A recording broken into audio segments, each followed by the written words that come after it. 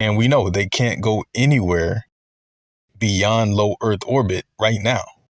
And so many things point to them having never gone beyond low Earth orbit, either in the past up until today. Like we hear from so many people working in aeronautics and aerospace today, the Van Allen radiation belts is the number one obstacle between sending organic life beyond the Earth into outer space or staying right where we've been for the last 50 plus years in low Earth orbit, orbiting within Earth's gravitational field. And remember how they first discovered the belts? When they sent up the Explorer 1 satellite in 1958. That's when they first detected that deadly radiation. And Explorer 1 was actually launched in February of 1958. And just 6 months later, in August of 1958, they launched Operation Argus, which was at the time a secret military operation where they were conducting high atmosphere tests with nuclear missiles by literally launching them into space. And by the end of Project Argus, they had shot 3 separate atomic bombs into space. And each of these bombs were detonated about 300 miles above the Earth, with the blast radius reaching about 4,000 miles up. And one of the main objectives of this was to specifically try to manipulate the Van Allen radiation belts.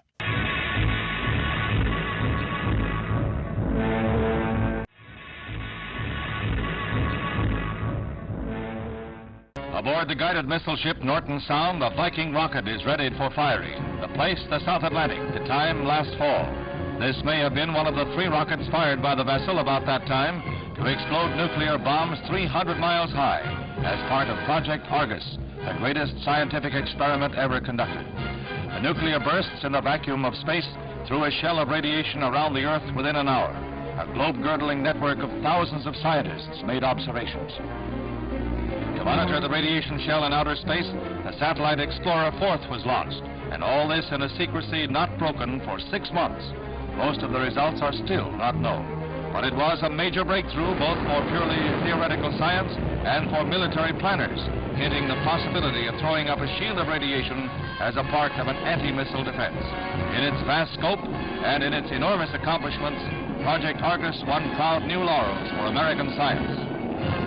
Now, again, this whole thing was supposed to be kept under wraps. This was supposed to be a secret military operation. But when you're shooting missiles into the sky and literally setting off bombs into space, it's going to be kind of difficult to cover that up. And so eventually this thing did get leaked, and they had to give the general public an explanation of why they were shooting these bombs up into space. And so the official story was that these bombs were detonated to test out a military strategy of creating a radiation shield to defend against enemy nuclear missile strikes.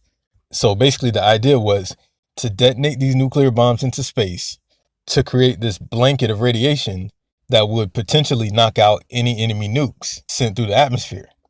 And, once Argus got leaked, they got pretty bold with it, and they started disclosing all the rest of this nuclear testing. And they just continued firing off these nukes at low altitudes, setting these things off over and over again, all the way up until 4 years later in 1962, when they launched another set of high atmospheric bombs called Operation Dominic. And this one was launched over 2,500 miles into space. And it was the only U.S. ballistic missile ever shot with a live warhead. And literally just 1 month later, they set off a series of 10 back-to-back nuclear launches into space, where at one point they launched over 27 rockets into space at once. And this particular set of tests was called Operation Fishbowl. And at this point, because they were launching so many nukes into space at such high altitudes, nobody was buying the story anymore that this was about creating some type of barrier against enemy missiles. The public was no longer buying it. And so eventually they just came out and said, we are launching these nukes into space specifically to bomb the Van Allen radiation belt and to ultimately try to destroy the Van Allen radiation belt.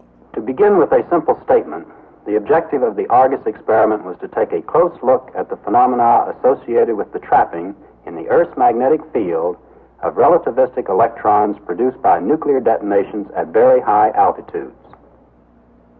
It was necessary to learn the governing parameters of these phenomena so we could make reliable estimates of their military importance. The Earth itself is a magnet. It acts as a dipole surrounded by a field of magnetic force. The directions in which the force acts are again illustrated by lines. Looking at this cross-section view, we see that the magnetic field extends a great distance from the Earth, so we need a number of layers of lines to show the strength and direction of the field at different altitudes. Remember that this is a cross-sectional view. Any one of these field lines can be thought of as lying in a shell, made up of lines of that particular size and extending to the same altitude all around the Earth. Perhaps the easiest way to visualize this is to picture each shell as roughly like a giant automobile tire around the world. For the concept of many layers of shells, we picture concentric layers of tires, each nested inside of the next bigger tire. The magnetic surfaces and field lines illustrated by these tires are the foundations of our project. Accepted theory tells us that if a charged particle like an electron moves in a magnetic field, it may, under certain circumstances, be deflected into a helical or spiral path, winding around the imaginary magnetic field lines. Now, if we think of this effect in relation to some given magnetic line of force in the Earth's field, we see that such a particle might be trapped and mirrored back and forth for a considerable period, if the reversal or mirror point is located high enough, substantially clear of the atmosphere. If a quantity of relativistic electrons is properly injected into this field at a given point, some percentage of them would not only be trapped into shuttling back and forth along the field lines, but would also migrate eastward, spreading a shell of electrons entirely around the Earth. The background up to this point explains the nature of what has become known as the Argus effect.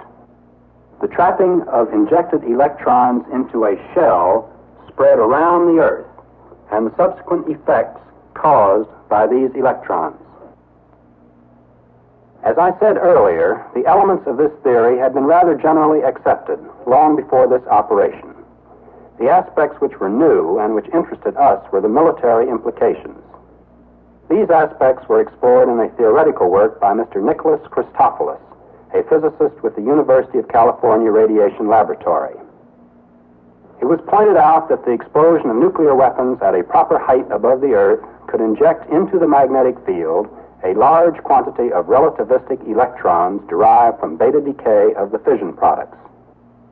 Christopoulos predicted that the trapped electrons would, as a consequence of their spiraling flight, emit a form of synchrotron radiation. A simpler name for this is radio noise, with a very wide band or white noise spread of frequencies. Now, you got to understand just how many failures and malfunctions they encountered with Operation Fishbowl. Now, remember, they had 4 successful high atmosphere tests before this. But with Operation Fishbowl, right at the beginning of the very first planned test, as soon as they launched the missile, the radar tracking system malfunctioned and they lost the trajectory of the missile and they had to cancel the launch. And then with the second planned test, they launched the missile. It flew on a normal trajectory for about 59 seconds. Then all of a sudden, the rocket engine just stopped and the entire missile began to fall apart. And so, of course, this second test was also canceled. Now, for the third test, this is when they launched the 27 rockets, which at this point, you're kind of starting to see the desperation. You know, sending up 27 rockets, a broken clock is bound to be right at least once. So this third launch was successful, at least in getting the bombs to detonate in space. But these 27 missiles knocked out over 300 streetlights, took out an entire telephone company link, set off a bunch of burglar alarms, but did not even send a wave through the Van Allen radiation belts. So they went for a fourth launch. And this time, before the rocket could even leave the ground, one of the valves in the engine malfunctioned. The engine started leaking fluid. And again, before this thing could even leave the ground, it caught on fire and burst into flames, which completely destroyed the missile and canceled this launch. So they tried again. And this time the rocket launch was successful. But as this rocket was flying through the air, about 86 seconds in, the rocket boosters just completely failed. And the rocket started tumbling back toward the Earth, which forced them to have to destroy the rocket and cancel this test. But they didn't stop. They just kept shooting these nukes up.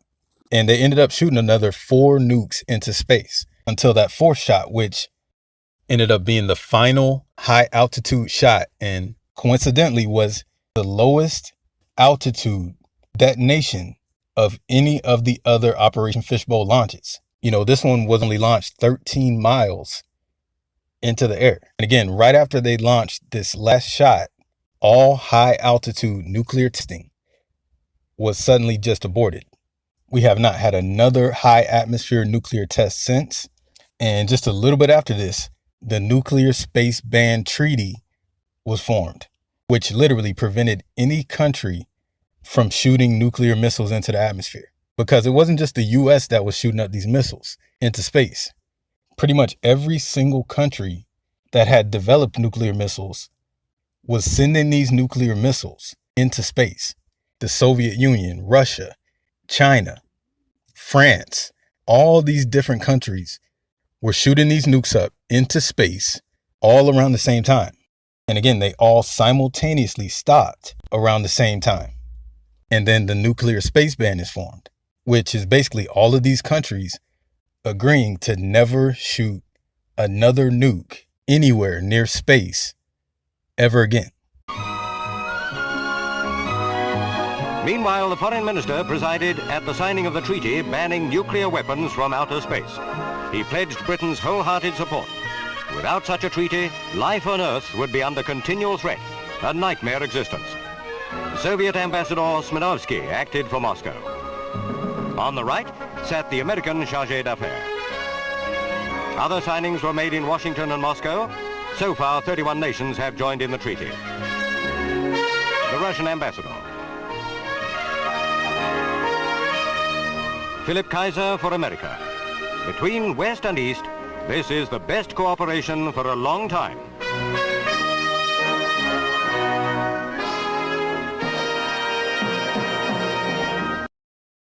Now, if you look at the different names of these operations where they were launching these nukes into space, this is where it gets really interesting, because remember the name of that very first high altitude nuclear test? Argus. Well, that name, Argus, is actually the name of a Greek god. And Argus was actually a giant god with multiple eyes. He actually had over 100 eyes. And in the mythology, he would mount himself on top of the highest mountain. And from that mountain, he was able to use those eyes to see everything. And so essentially, Argus was an all-seeing God. And then remember what preceded Operation Argus? Operation Dominic. And if you look up the name Dominic, you're going to see that it means of the Lord, or belonging to the Lord, or literally belonging to God. And then right after that, underneath the umbrella of Operation Dominic, we got Operation Fishbowl. And again, Operation Fishbowl was conducted under the umbrella of Operation Dominic. So you could literally look at it as an operation with the sole focus being on the fishbowl of the Lord, or the fishbowl of God. Because think about the idea of a fishbowl. where you got those fish contained inside that isolated environment, and they're contained inside that environment that they have to remain in. But if they go outside that environment, they will die. It's a special environment specifically made for them. But even within that fishbowl, those fish can see that there's a much larger and much more expansive world outside of that fishbowl, a different type of world that they just cannot reach. And of course, outside of that fishbowl, in that world, are the very people responsible for placing them inside that environment that are able to look over that fishbowl and monitor and see everything going on inside. And again, you got 2 of these 3 high altitude detonation operations named Operation Fishbowl and Operation Dominic. And then, of course, again, the very first of these high altitude operations is called Operation Argus, which again is referring to an all-seeing God. And just think about all those malfunctions and failures of those last few rocket launches, of those missiles into space, before they just abruptly stopped and that space band treaty was formed, and how the very last high altitude nuclear blast was just 13 miles off the ground, the lowest high atmospheric test they have ever done. And then all of a sudden, literally every single country agrees to never shoot another nuke into the atmosphere ever. Now, remember, the whole point of all these high atmosphere nuclear tests, they finally admitted, was to try to destroy the Van Allen radiation belt. And what's interesting is that the very first atmospheric nuclear tests, the first nuclear tests that were conducted above ground, were called Operation Hardtack. And when they first started launching these above ground, they set off more detonations than all of the prior missions for nuclear testing. And again, these first atmospheric tests were called Operation Hardtack.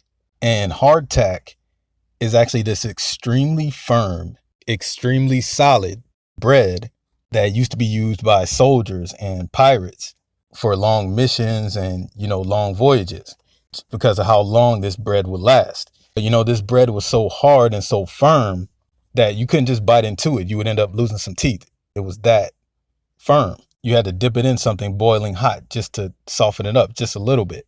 And, hardtack was so firm that it actually spawned stories of hardtack being used to even stop bullets. And again, the very first nuclear atmospheric test that would eventually lead to them literally trying to bomb the Van Allen radiation belts was called Operation Hardtack. So basically an operation to get through something impenetrable. And the most interesting part is that the very same year that all of this is going on, the discovery of the radiation belts and the conduction of all these high atmosphere nuclear tests into space, right in the middle of all of this, NASA is formed. And NASA completely takes over the entire United States military space program. So literally anything to do with the exploration of space would begin and end with NASA. And again, NASA is formed just as they discovered the Van Allen radiation belts, and right when they started shooting these nuclear missiles into space, which again, space was now NASA's domain. They now had complete autonomy over anything going on in space pertaining to the US. So it brings up the question, was NASA formed with the primary objective being to try to find a way, any possible way, to break through and get beyond the Van Allen radiation belts? Because the timing just seems to line up. And now remember, through Operation Paperclip, you had that Nazi rocket scientist Wernher von Braun brought in that would eventually take over the ballistic missile program for the United States and ultimately become the director of flight and engineering for NASA. And the question is, did they already know about the radiation belts and how difficult it would be to try to get past these belts? And could they have already been planning to bomb these belts way in advance before sharing this information with the public. There's some things that point to that, because 3 years before they announced the discovery of the belts, in 1955, there was a press conference led by Wernher von Braun called The Challenge of Outer Space, where he was discussing the development of rocket technology that would eventually send human beings into space.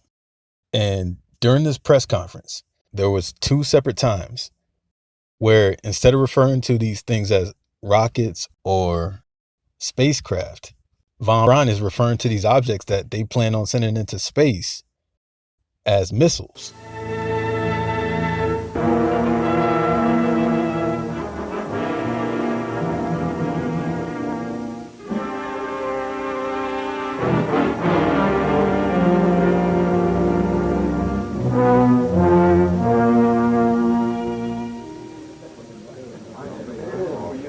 Gentlemen, will you please take your seats so we can begin today's conference? I take a great deal of pleasure in presenting to you today as our guest speaker, Dr. Wernher von Braun. Dr. Braun. Gentlemen, the conquest of outer space is the greatest technological challenge of the age in which we live. The first decisive step in the conquest of space will be the placing of an object into an orbit wherein it will indefinitely circle the Earth. Let us take a look at our first slide. You see a model of a 3-stage rocket on this picture. Up to this lower white line here is the first stage.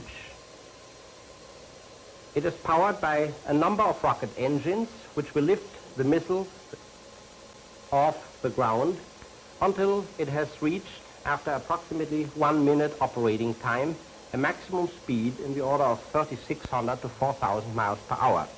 So every time it would go through the perigee, it would lose a little bit of that excess speed, and as a result, the next apogee would be somewhat lower. And this gradual loss in excess speed would gradually lead to a conversion of the elliptic orbit into a circular orbit 60 miles up. And after this has been accomplished, the ship would be subjected to atmospheric drag throughout the entire flight around the Earth, and from then on, of course, it would lose speed rather rapidly. But with the help of the wings, it would be able to land again. So yeah, was it a slip of the tongue? Who knows? But 2 times during that press conference, he very clearly refers to these things as missiles. And so, that's when you got to start to question, what was the ultimate goal of all this early military planning of space exploration? What was the ultimate goal? To send rockets and manned spacecraft into space, or to send missiles into space? Well, we can definitely look at the timeline and we can see, before they ever sent the first spacecraft into orbit in space, they were sending up ballistic missiles first.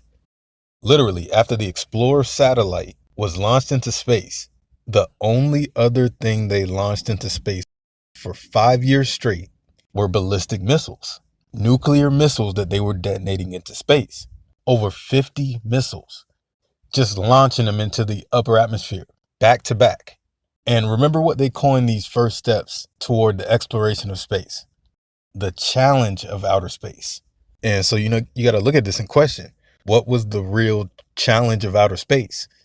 Developing the rocket technology to get into outer space, or trying to find a way to get beyond that impenetrable barrier in space? It kind of seems like that would have been the real challenge, and that this is something that they knew was going to be a challenge for a long time. This wasn't something that they just happened to stumble upon in the 50s, because the fact is, the further you dig back